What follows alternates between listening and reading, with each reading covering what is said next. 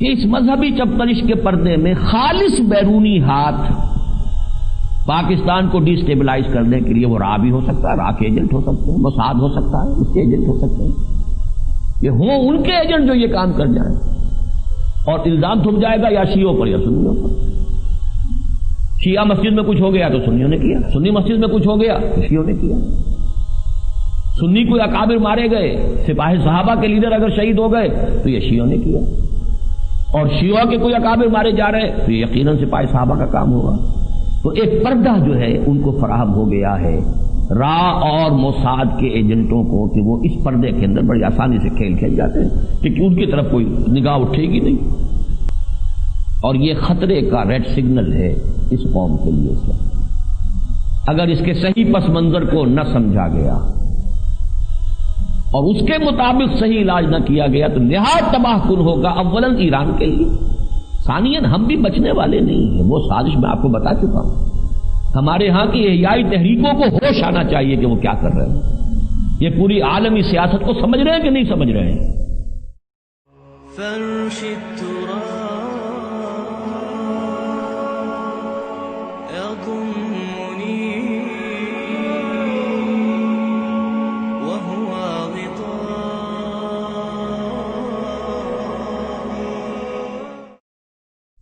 ان کی دی ہوئی معلومات تھی یہ، اور ان کے ایک صاحب جن سے میری ملاقات ہوئی، ان کا کہ ہم خلیج کی جنگ 1 سال پہلے بتا چکے تھے کہ یہ نقشہ اس کا ہوگا اور یہ آ رہا ہے، کیونکہ وہاں کوئی معاملہ ایسے نہیں ہو جاتا، بڑی اس کی پلاننگ ہوتی ہے، اس کا نقشہ بنتا ہے۔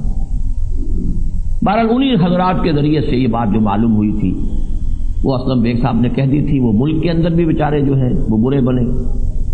اس وقت تو کم سے کم یہ کہ ان کی بات کو جو ہے بہت ہی سمجھا گیا کہ کوئی کسی دیوانے کی مجذوب کی بڑھ ہے، لیکن بات صحیح ہے، اور ان کا تھا نیکسٹ ٹارگٹ عراق کے بعد ایران ہوگا اور اس کے بعد پاکستان ہوگا۔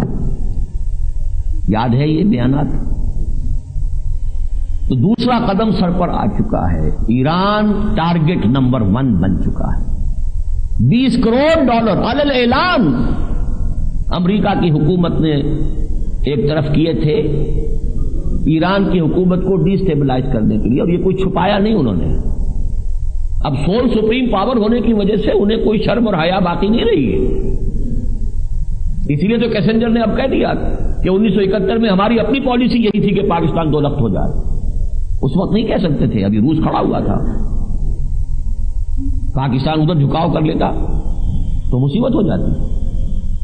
اب جو چاہو کہو، سیاں بھائی کوتوال، اب ڈر کس کا ہے؟ اب تو سول سپریم پاور ہے، لہذا $20 کروڑ باقاعدہ علی الاعلان to destabilize the Iranian government. 3 اقساط میں مضمون آپ جنگ میں پڑھ چکے ہوں گے، طفیل صاحب کا، کہ اس وقت آخری جو ہے وار کرنے کی تیاری ہو رہی ہے، اور آج کے صبح کے اخبار میں ہے ایرانین فورسز کو الرٹ کر دیا گیا ہے، اور ایران کس تیزی کے ساتھ روس کے سے ایک آبدوز خریدی، دوسری خریدی، تیسری خریدی، اور اسلحہ لے رہا ہے، ہوائی جہاز کس لیے لے رہا ہے؟ دیوانوں کی طریقے سے وہ اپنے تحفظ کے لیے۔ تو ایک صورتحال تو ایران کی ہے۔ افغانستان میں ویسے یہ کہ تدبیر کنت بندہ اور تقدیر کنت خندہ والی بات ہے، جو ریوائولسٹ موومنٹ کے لوگ تھے، حکمت یار اور ربانی، ان کو پہلے آپس میں لڑایا یا وہ خود لڑے، یہ تو اللہ ہی جانتا ہے، حساب کتاب تو وہیں جا کے ہونا ہے، کس کے گردن پر یہ خون آئے گا۔ اور ان کے خیال میں کم خطرناک قسم کے لوگ تھے یہ مولوی بیچارے جو ہیں، یہ مدرسوں کے پڑھے ہوئے مولوی، ان سے تو کوئی خاص اندیشہ نہیں ہے کہ یہ کوئی بین الاقوامی سیاست اور بین الاقوامی مالیات کو سمجھ سکیں گے اور ہمارے لیے کوئی تھریٹ پوز کر سکیں گے، لہذا کچھ سپورٹ دے کر طالبان کو اٹھایا۔ نتیجہ کیا نکلا ہے کہ اب افغانستان کا 5/6 رقبہ طالبان کے قبضے میں ہے، لیکن طالبان کون ہیں؟ کٹر سنی حنفی مسلمان۔ یہ کیوں میں اتنا زور دے کر کہہ رہا ہوں؟ اگر امریکہ کو کوئی کارروائی کرنی ہے ایران کے خلاف تو ایران کو آئسولیٹ کرنا یہ اس کی سب سے پہلی ضرورت ہے، اور اس کو آئسولیٹ کرنے کا طریقہ ایک ہی ہے، شیعہ سنی مسئلے کو بھڑکایا جائے۔ جہاں تک پاکستان کا حال ہے، ہم مالی طور پر تو پوری طرح محکوم ہو چکے ہیں، بالکل محکوم ہو چکے ہیں، ہماری کوئی حیثیت نہیں۔ وہ صدر صاحب ولیموں میں چلے جائیں، شرکت کر لیں، فوٹو آ جائے، اور کوئی وزیر اعظم جو ہے کہیں ادھر چلی جائے ادھر چلی جائے یا چلا جائے، اس سے کیا ہوتا ہے؟ وہ تو جو ہے رگے جہاں، وہ تو IMF کے ہاتھ ہے، ایک دھمکی آتی ہے اگلی قسط نہیں دیں گے، بس سب چوپٹ، جو چاہو کروا لو۔ یہ ہے اصل میں وہ پس منظر۔ لیکن پاکستان میں ایک اندیشہ ہے، احیائی تحریکوں کے اثرات ہیں عوام میں، اور نہ صرف عوام میں، فوج میں بھی۔ یہ یونیک ملک ہے اس اعتبار سے، پورے عالم عرب میں، ترکی میں فوج خالص سیکولر ہے، فوجیوں کے ہاتھوں جو چاہے کرا لیں۔ پاکستان کا معاملہ یہ نہیں، کتنے بڑے پیمانے پر تبلیغی جماعت کے اثرات پہنچے، جماعت اسلامی کا لٹریچر پہنچا، خاص طور پر ضیاء الحق صاحب کے دور میں تو چونکہ ان چیزوں پر کوئی پابندی سرے سے رہی نہیں تھی، بڑی تیزی کے ساتھ، اور انڈاکٹرینیشن جو ہوئی ہے فوج کی اسلام کے حوالے سے، ہر چھاونی میں بڑا اونچا اونچا لکھا ہوا آپ کو نظر آئے گا، ایمان، تقوی اور جہاد فی سبیل اللہ۔ یہ تین تو لفظ تھے کہ جو اس پورے دور میں جو ہے فوج کے ہر آدمی کے ذہن کے اوپر حتی الامکان کوشش کی گئی ہے کہ سب ہو جائے۔ پھر عوام کے اندر ہے 400 برس کی تجدیدی مساعی کے اثرات، وہ چاہے مجدد الفسانی رحمۃ اللہ علیہ کا سلسلہ نقشبندیہ مجددیہ ہو، چاہے شاہ ولی اللہ دہلوی کے افکار ہو، چاہے وہ سید احمد بریلوی کا خون اور ان کے ساتھی مجاہدین کا خون ہو، چاہے وہ علماء دیوبند کی قربانیاں ہوں، چاہے وہ مولانا مودودی کی تحریروں کے اثرات ہوں، تبلیغی جماعت کے اثرات ہوں، علامہ اقبال کا فکری سطح پر تو چیلنج جیسے کیا ہے آنکھوں میں آنکھیں ڈال کر، دیار مغرب کے رہنے والوں، خدا کی بستی دکان نہیں ہے، کھڑا جسے تم سمجھ رہے ہو اب ذرے کا معیار ہوگا، تمہاری تہذیب اپنے خنجر سے آپ ہی خودکشی کرے گی، جو شاخ نازک پہ آشیانہ بنے گا ناپائیدار ہوگا۔ نکل کے صحرا سے جس نے روما کی سلطنت کو الٹ دیا تھا، سنا ہے یہ قدسیوں سے میں نے، وہ شیر پھر ہوشیار ہوگا۔ یہ چیلنج کون دے سکتا تھا؟ اور کب؟ جبکہ ابھی مغربی تہذیب نصف النہار پر، برطانیہ جس سلطنت کے اوپر کے سورج غروب ہی نہیں ہوتا تھا، اس کا ایک محکوم شہری کہہ رہا ہے، برطانیہ کا محکوم، علم حاصل کرنے کے لیے لندن جانے والا اور جرمنی جانے والا، لیکن آنکھوں میں آنکھیں ڈال کر بات کی۔ یہ سارے اثرات یہاں موجود ہیں۔ یہ ہے وہ پس منظر جس پس منظر میں کہ ہمیں سمجھنا ہے کہ یہ شیعہ سنی چپکلش، اس کا اصل فائدہ کس کو ہوگا، اصل نقصان کسے ہو رہا ہے؟ اصل فائدہ نیو ورلڈ آرڈر کو اور زائنزم کو، اصل نقصان اسلام کا اور ریوائولسٹ تحریک کو۔ تھوڑا سا اس کا شیعہ سنی جو ہمارے ہاں چپکلش ہے اس کا تاریخی پس منظر میں بیان کرنا۔ دیکھیے، جہاں تک شیعہ سنی اختلاف کا تعلق ہے، اس کی تاریخ اتنی ہی طویل ہے جتنی امت مسلمہ کی، صرف 25 برس نکال دیجئے، حضور کے وصال کے بعد 25 برس حضرت ابو بکر، حضرت عمر، حضرت عثمان رضی اللہ تعالیٰ عنہ کی خلافت کا دور نکال دیجئے، شہادت عثمان سے الفطرۃ الکبریٰ شروع ہوا، جو یہودی سازش تھی، عبداللہ ابن سبا یہودی، اس نے سازش کی، فتنہ ایسا بھڑکا، الفتنۃ الکبریٰ، حضرت عثمان شہید، اور پھر 4.5 سال تک خانہ جنگی، بلکہ 5 سال، 4.5 سال حضرت علی کا دور خلافت، 6 مہینے مزید حضرت حسن رضی اللہ تعالی عنہما، خانہ جنگی، 1 لاکھ مسلمان ایک دوسرے کی تلواروں سے اور تیروں سے ختم، عشرہ مبشرہ بھی، حضرت طلحہ، حضرت زبیر ختم۔ اس وقت ایک شکل، ایک اصطلاح بنی تھی، شیعان عثمان، شیعان علی، یہ ایک سیاسی اختلاف تھا، جو کھڑے ہوئے اس بات کا دعویٰ لے کر کہ حضرت علی پہلے حضرت عثمان کے قاتلوں کو سزا دیں پھر ہم ان کی خلافت کو تسلیم کریں گے. انہوں نے اپنے آپ کو شیعان عثمان کہا، پرو عثمان پارٹی. حالانکہ عثمان تو شہید ہو چکے ہیں، یہ بعد میں بن رہی ہے. یعنی ان کے خون کا بدلہ، ان کے خون کا قصاص کا دعویٰ لے کر کھڑے ہونے والے، جن میں سب سے پہلے ام المومنین حضرت عائشہ صدیقہ رضی اللہ تعالی عنہ. اس کے مقابلے میں انہیں دوسری طرف لفظ استعمال ہوا شیعان علی. ہوتے ہوتے پھر یہ شیعان عثمان کا نام ہو گیا اہل سنت والجماعت، اور شیعان علی صرف شیعہ رہ گئے. یہ ہے تاریخی پس منظر. اس یہودی سازش کا دوسرا سب سے بڑا مظہر جو ہوا وہ حادثہ کربلا، سانحہ فاجعہ کربلا. میں تفصیل میں نہیں جا سکتا، سانحہ کربلا پر میرا کتابچہ موجود ہے، اس کا مطالعہ کریں کہ اس کا الزام ہے کس پر. بہرحال اس کے بعد یہی مسئلہ اٹھا، اس لیے کہ کربلا کا حادثہ معمولی نہیں تھا، اور اہل بیت کے ساتھ کون مسلمان ہوگا جسے حضرت علی سے، حضرت فاطمہ سے، حضرت حسین سے، حضرت حسن سے محبت نہ ہو؟ کوئی سنی مسلمان ہو سکتا؟ ان کے لیے تو خیر وہ ائمہ معصومین ہیں، اس معاملے کو علیحدہ رکھیے، لیکن یہ کہ ہمارے نزدیک بھی محبوب ترین امت کے اندر لوگ ہیں اہل بیت نبی صلی اللہ علیہ وسلم. وہ جذباتی چونکہ بات بن گئی، اسی کو جذباتی طور پر ایکسپلائٹ کیا ابو مسلم خراسانی نے بنو امیہ کا تخت حکومت تلپٹ کرنے کے لیے، اور بنو عباس کی حکومت آ گئی. لیکن بنو عباس پھر ان سے بھی بڑھ کر اہل بیت کے جو بھی اکابرین تھے ان کے مخالف ثابت ہوئے. یہ تاریخ ہے، پس منظر ہے اس کی. جھگڑا جو ہے اس وقت تک اس کے اندر مذہبی عقائد کا کوئی سوال نہیں تھا. یہ تصور امامت معصومہ یہ بات کی شے. فقہ کے اعتبار سے فقہ جعفری جیسے فقہ حنفی، فقہ مالکی، ایسے ہی فقہ کا معاملہ ہے، ٹھیک ہے، بہت بڑے عالم دین، اور اہل سنت کے نزدیک بھی محمد باقر بھی بہت محترم، محمد جعفر بھی بہت محترم، کوئی شک ہی نہیں. امام ابو حنیفہ خود جو ہے ایک اعتبار سے اپنا بزرگ سمجھتے تھے محمد جعفر کو. تو فقہ حنفی، فقہ شافعی، فقہ مالکی، فقہ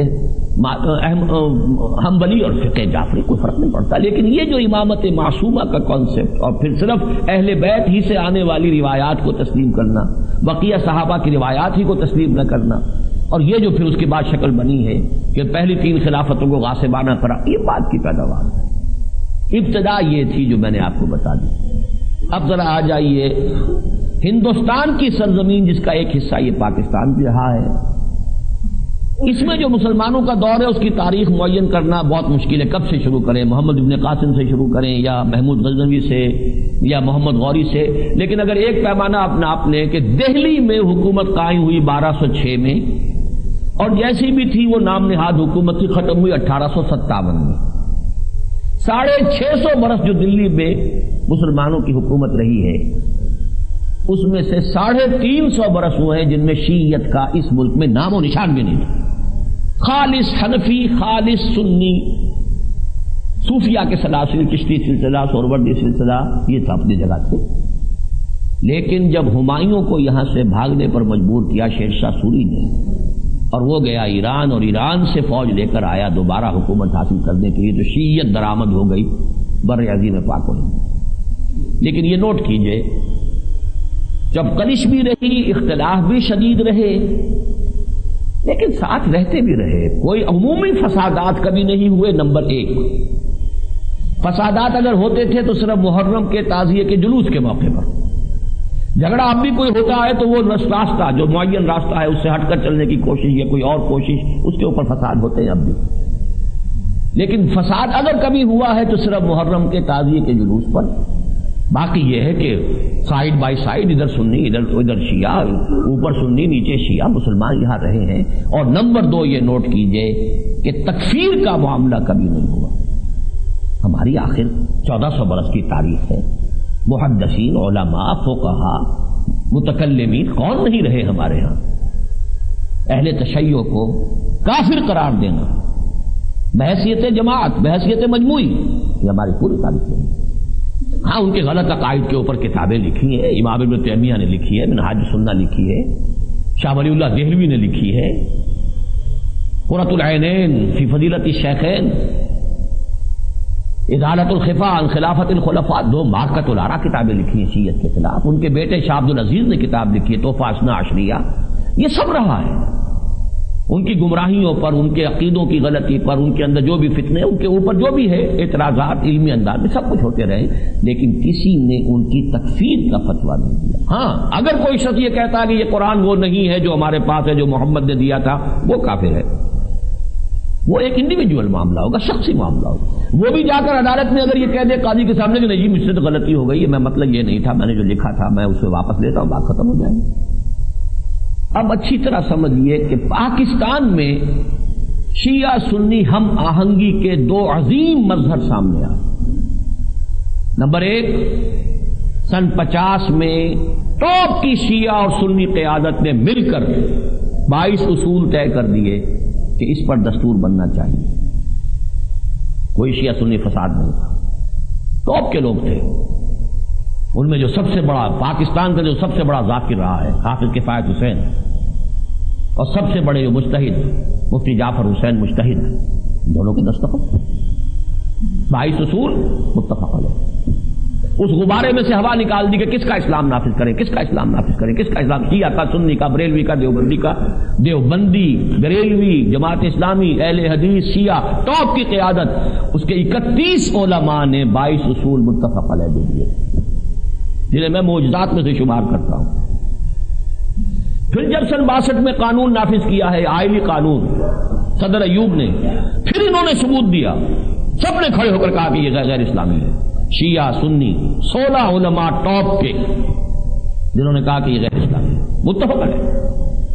تو پاکستان میں ایسا کوئی مسئلہ نہیں تھا. عقیدے کا اختلاف ہے، اپنی رسومات کا اختلاف ہے، کبھی کبھی وہ کوئی ٹکراؤ بھی ہو جاتا تھا. یہ کہاں ہوا ہے شروع؟ تلخی کہاں سے شروع ہوئی ہے؟ سب سے پہلے تو 1979 کے ایران کے انقلاب کے بعد پاکستان میں کچھ اہل تشیع نے جارحانہ انداز اختیار کر کے اور کوشش کی کہ وہی شیعہ اسلامی انقلاب جو ہے ایران کا، وہ یہاں بھی درآمد کر لیا تھا. کراچی، کوئٹہ، یاد کیجئے کیا کچھ ہنگامے ہوئے تھے. اس کا رد عمل بھی فوری تھا. سنی اس وقت تک بالکل آرگنائز نہیں تھا، سپاہ صحابہ کا نام و نشان نہیں تھا، ابھی وہ جماعت بنی ہی نہیں تھی، لیکن فوری رد عمل تھا. اس میں بھی اللہ تعالیٰ کی کوئی مشیت ہی ہے کہ دو کار فرما نظر آتی. ورنہ میں حیران ہوا تھا کہ کیسے ادھر سے اتنا منظم جو تھا معاملہ ہوا ہے، اور ادھر سے مسلمان سنی مسلمان تو منظم ہے ہی نہیں. لیکن یہ کہ کچھ ابتدائی کامیابیاں انہوں نے حاصل کی، اس کے بعد انہیں بڑی سخت جو ہے ہزیمت اٹھانی. اب اس میں دیکھیے 2 باتیں ممکن ہیں جس کا کہ میں کوئی فیصلہ نہیں کر سکتا. یہ بھی ہو سکتا ہے یہ خالص پاکستان ہی کے اہل تشیع کے کچھ عناصر ہوں، انڈیجینس، انہوں نے اپنے طور پر یہ کام کیا. اور یہ بھی ہو سکتا ہے کہ ایران کی حکومت اور قیادت کا اس کے پیچھے ہاتھ ہو. اب یہ تو عالم الغیب جانتا ہے، یا یہ کہ جو کہیں بہت اونچے کہیں جو ادارے ہیں انٹیلیجنس کے، ان کے لوگوں کے علم میں ہوگا، میرے علم میں نہیں. لیکن میرے نزدیک اگر ایران کا ہاتھ بھی تھا حکومت کا تو یہ اس کی بے وقوفی تھی، اور جو کچھ اگر اہل تشیع نے یہاں کیا تو یہ ان کی حماقت ہے. یہ ہے جو تلخی شروع ہوئی ہے اس ملک میں. لیکن اب جو تلخی پڑ چکی ہے میرے نزدیک 100% اس کے پیچھے وہ بین الاقوامی عالمی یہودی سازش، جس کا سب سے بڑا مہرہ امریکہ ہے، یہ اس کے پیچھے. ایران کو آئسولیٹ کرنا ضروری ہے، اس کے اوپر کوئی فیصلہ کن سٹرائک کرنی ہے. پاکستان میں شیعہ سنی فساد، افغانستان میں خالص سنی حکومت، سنی علماء کی. اور اگر شیعہ سنی فساد بڑھتا ہے تو ظاہر بات ہے کہ وہ ایران اور افغانستان کے مابین بھی ایک بڑے تصادم کی شکل اختیار کر سکتا ہے. ایران اکیلا رہ جائے گا. عرب ممالک ویسے ہی اس کے جانی دشمن ہیں. ٹارگٹ نمبر 2 ہے. ویسے یہ کہ نمبر 2 کے بعد نمبر 3 بھی آتا ہے، اس کے لیے بھی تیاری رکھیے. بات وہ غلط نہیں تھی، بات صحیح تھی. اور ایسے لوگوں کی فراہم کردہ اطلاعات تھی جو وہیں رہتے ہوئے یہ چیزیں جو ہے اپنے ذرائع سے حاصل کرتے ہیں. اس وقت جو قتل در قتل ہو رہا ہے یا ایسے دہشت کے مظاہر ہو رہے ہیں جیسے کہ مسجد ملتان کی مسجد میں ہوا تھا، یا اب جو یہ بم دھماکہ ہوا ہے، یا یہ کہ انڈیویجول قتل ہو رہے ہیں، کہیں کسی کو قتل کر دیا، کہیں کسی کو قتل کر دیا، ان تمام واقعات کے بارے میں 3 امکانات ہیں جس میں میں تو سوائے واللہ عالم کے کہنے کے اور کچھ نہیں کہہ سکتا. یا تو یہ خالص مقامی مذہبی جنونیت ہے جو غیر شعوری طور پر عالمی سازش کا آلہ کار بن رہی ہے. دیکھیے غیر شعوری طور پر مجھے پتہ نہیں، بے سمجھے بے بوجھے، لیکن مذہبی اپنی جذبات ہے، خلوص کے ساتھ ہے، پورے اخلاص کے ساتھ ہے، اپنے اپنے عقائد کے اوپر پختہ ہے. لیکن یہ کہ وہ جو خواب سے بیدار ہوتا ہے ذرا محکوم اگر پھر سلا دیتی ہے اس کو حکمراں کی ساحری. بتاؤں تجھ کو رمز آیا ہے ان الملوک، سلطنت اقوام غالب کی ہے ایک جادوگری. بہرحال یا تو یہ کہ یہ مقامی مذہبی جنونیت جو غیر شعوری طور پر اس عالمی سازش کا آلہ کار بن رہی ہے، یا نمبر 2 ایسا بھی ہو سکتا ہے کہ شعوری طور پر کوئی ایران کا اور کوئی سعودی عرب کا اور سعودی عرب کے ذریعے سے امریکہ کا کوئی گاہک ہو، اسامی ہو، یہ بھی ممکن ہے. نمبر 3 یہ بھی ممکن ہے کہ اس مذہبی چپترش کے پردے میں خالص بیرونی ہاتھ پاکستان کو ڈی سٹیبلائز کرنے کے لیے وہ را بھی ہو سکتا ہے، را کے ایجنٹ ہو سکتے ہیں، موساد ہو سکتا ہے، اس کے ایجنٹ ہو سکتے ہیں. یہ ہوں ان کے ایجنٹ جو یہ کام کر جائیں اور الزام تھم جائے گا یا شیعوں پر یا سنیوں پر. شیعہ مسجد میں کچھ ہو گیا تو سنیوں نے کیا، سنی مسجد میں کچھ ہو گیا تو شیعوں نے کیا. سنی کوئی اکابر مارے گئے، سپاہی صحابہ کے لیڈر اگر شہید ہو گئے تو یہ شیعوں نے کیا، اور شیعہ کے کوئی اکابر مارے جا رہے تو یہ یقیناً سپاہی صحابہ کا کام ہوگا. تو ایک پردہ جو ہے ان کو فراہم ہو گیا ہے را اور موساد کے ایجنٹوں کو کہ وہ اس پردے کے اندر بڑی آسانی سے کھیل جاتے ہیں کہ ان کی طرف کوئی نگاہ اٹھے گی نہیں. بہرحال یہ سیشن کورٹ کا جو دھماکہ ہوا ہے اس کو اچھی طرح سمجھ لیجئے کہ اس کا کلائمیکس ہے اور یہ خطرے کا ریڈ سگنل ہے اس قوم کے لیے. اس وقت اگر اس کے صحیح پس منظر کو نہ سمجھا گیا اور اس کے مطابق صحیح علاج نہ کیا گیا تو نہایت تباہ کن ہوگا اولاً ایران کے لیے، ثانیاً ہم بھی بچنے والے نہیں ہیں. وہ سازش میں آپ کو بتا چکا ہوں. ہمارے ہاں کی احیائی تحریکوں کو ہوش آنا چاہیے کہ وہ کیا کر رہے ہیں. یہ پوری عالمی سیاست کو سمجھ رہے ہیں کہ نہیں سمجھ رہے ہیں. وہ سپر عالمی سیاست جو ہے وہ اپنی اللہ کی ہے، وہ تو ہوگا جو ہوگا، لیکن اس سے نیچے نیچے جو عالمی سیاست اس وقت زائنسٹ جو اس وقت فرن کی رگے جہاں جن کے پنجے میں ہے ان کی جو سیاست چل رہی ہے، اگر اس کو نہ سمجھا گیا نہایت خوفناک نتائج برآمد ہوں گے. اس معاملے میں یہ کہے بغیر نہیں رہ سکتا، مولانا اعظم طارق صاحب کا یہ بیان کہ یہ جو جلایا گیا ہے خانہ فرہنگ ایران، یہ خود اس کے اپنے کارکنوں نے جلایا ہے، یہ کوئی اچھی بات نہیں ہے. جذباتی کارکنوں کی غلطیوں کے اوپر پردہ ڈالنا یہ قیادت کا کام یہ نہیں ہے. قیادت کا کام یہ ہے کہ کارکنوں کو قابو میں رکھے. پردے ڈال ڈال کر اس سے کیا حاصل ہوگا؟